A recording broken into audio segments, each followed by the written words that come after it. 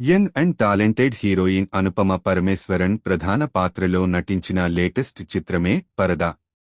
Decent promotions నడుమ రిలీజ్కి వచ్చిన ఈ సినిమా ఎలా ఉందో సమీక్షలో చూద్దాం రండి. కథ: పడతి అనే ఒక కల్పిత గ్రామానికి చెందిన యువతి సుబ్బలక్ష్మి అనుపమ పరమేశ్వరన్ సుబ్బుగా పిలవబడుతుంది. తన గ్రామానికి చెందిన పాతకాలం పద్ధతులకి విధేయురాలిగా సుబ్బు నడుచుకుంటుంది. అయితే ఆ గ్రామ సాంప్రదాయం ప్రకారం ప్రతి మహిళ తమ ముఖాన్ని పరదాతో కప్పుకొని ఉంచి తీరాలి. కేవలం కుటుంబీకులు తప్పితే మరెవరు చూడడానికి వీలు లేదు. ఇలా సాంప్రదాయాలు కాని ఉల్లంఘిస్తే ఆ ఊరి దేవత జ్వాలమ్మ ఆగ్రహానికి లోను కావాల్సి వస్తుంది అని గ్రామస్తులు నమ్ముతారు. మరి ఈ క్రమంలో జరిగిన ఒక ఊహించని ఘటన సుబ్బు జీవితాన్ని ఎలా మార్చేసింది? ఈ ప్రయాణంలో రత్నమ్మ, సంగీత క్రిష్, అలాగే అమిష్ట, దర్శన రాజేంద్రన్ ల పాత్రలేంటి? చివరికి సుబ్బు ఆ గ్రామం కోసం ఏం చేసింది అనేది తెలియాలి అంటే ఈ సినిమా చూసి తెలుసుకోవాలి. ప్లస్ పాయింట్స్: టిల్లు స్క్వేర్ నుంచి ఒక కంప్లీట్ గ్లామరస్ రోల్ తర్వాత అనుపమ నుంచి పూర్తిగా డిఫరెంట్ రోల్ పరదాలో చేసింది అని చెప్పాలి. ఈ చిత్రంలో సుబ్బలక్ష్మిగా ఆమె మారిన తీరు అలాగే కనబరిచిన నటన చాలా బాగున్నాయి.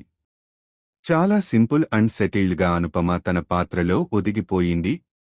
ఎమోషన్స్ పరంగా ఇతర కీలక సన్నివేశాల్లో అనుపమ బాగా చేసింది.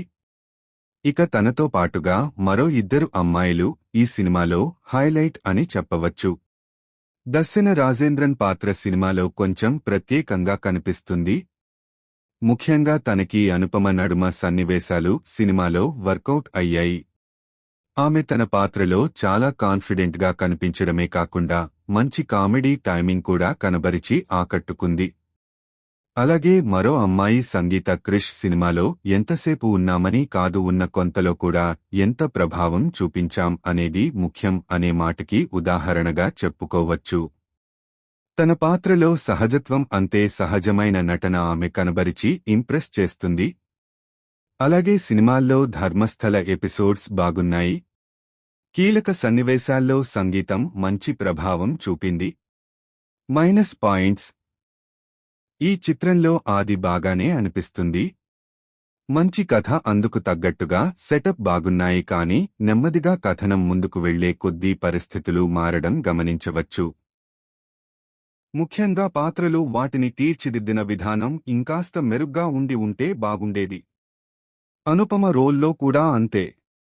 ఆమె పాత్ర చేసే పోరాటంలో అంత డెప్త్ కనిపించలేదు. అలాగే కథనం ఫస్టాఫ్ వరకు పర్వాలేదు అనుకుంటే సెకండాఫ్లో అసలు సమస్య మొదలవుతుంది. ఇది స్లోగా, రిపీటెడ్గా కొనసాగుతున్న భావన కలుగుతుంది. ఎమోషన్స్ కూడా ఇంకా బాగా ప్లాన్ చేసి ఉంటే బాగుండేది. ఇంకా దర్శన రాజేంద్రన్ రోల్ని ఇంకా డెవలప్ చేసి మరింత స్క్రీన్ టైం ఉంచి ఉంటే బాగుండేది. ప్రముఖ ముఖాలు రాజేంద్ర ప్రసాద్, గౌతమ్ మీనన్ లాంటి వారు ఉన్నప్పటికీ వారిని సరిగ్గా వినియోగించుకోలేదు. యువ నటుడు రాగ్ మయూర్ రోల్ కూడా అంత ఇంపాక్ట్ కలిగించలేదు. ఇక సెకండాఫ్లో కోల్పోయిన ఇంట్రెస్ట్ క్లైమాక్స్ వరకు అలా కొనసాగుతుంది. సాంకేతిక వర్గం: ఈ సినిమాలో నిర్మాణ విలువలు పర్వాలేదు. గోపి సుందర్ ఇచ్చిన సంగీతం బాగుంది. చాలా వరకు సన్నివేశాల్లో ప్లస్ అయ్యింది. పాటలు కూడా ఓకే. మృదుల్ సుజిత్ ఇచ్చిన కెమెరా వర్క్ నీట్గా ఉంది. ధర్మేంద్ర కాకర్ల ఎడిటింగ్ ఇంకా బెటర్గా చేసి ఉంటే బాగుండేది. ఇక దర్శకుడు ప్రవీణ్ కాండ్రేగుల విషయానికి వస్తే, ఈ ఏడాదిలోనే శుభంతో మహిళలకే మంచి ట్రీట్ ఇచ్చిన తాను పరదాతో కూడా అదే రీతిలో మహిళా ప్రాధాన్యత ఉన్న సబ్జెక్టుని టచ్ చేశారు. అయితే మంచి లైన్ని తీసుకుని ఫస్టాఫ్ వరకు బాగానే నడిపించారు, కానీ మిగతా సగం మాత్రం ఇదే మూమెంటంలో కొనసాగలేదు. అలాగే కొన్ని పాత్రలని ఇంకా బాగా డిజైన్ చేసి ఉంటే బాగుండేది. ఓవరాల్గా తన వర్క్ మాత్రం పూర్తిగా మెచ్చుకునేలా లేదని చెప్పక తప్పదు. తీర్పు: ఇక మొత్తంగా చూసుకున్నట్టయితే ఈ పరదా చిత్రంలో మహిళలకి సంబంధించిన కొన్ని అంశాలు వారికి కనెక్ట్ అవుతాయి. అలాగే ఫస్టాఫ్ వరకు కూడా బాగానే ఉంది, కానీ ఒక స్లో సెకండాఫ్ కదలని మూమెంట్స్ ఆడియన్స్లో ఉన్న ఉత్సుకతను నీరసపరుస్తాయి. ఇంకా బలమైన ఎమోషన్స్ ఈ సినిమాలో మిస్ అయ్యాయి. సో వీటిని దృష్టిలో పెట్టుకుంటే మహిళలు వరకు కొన్ని చోట్ల సినిమా పర్వాలేదు అనిపిస్తుంది.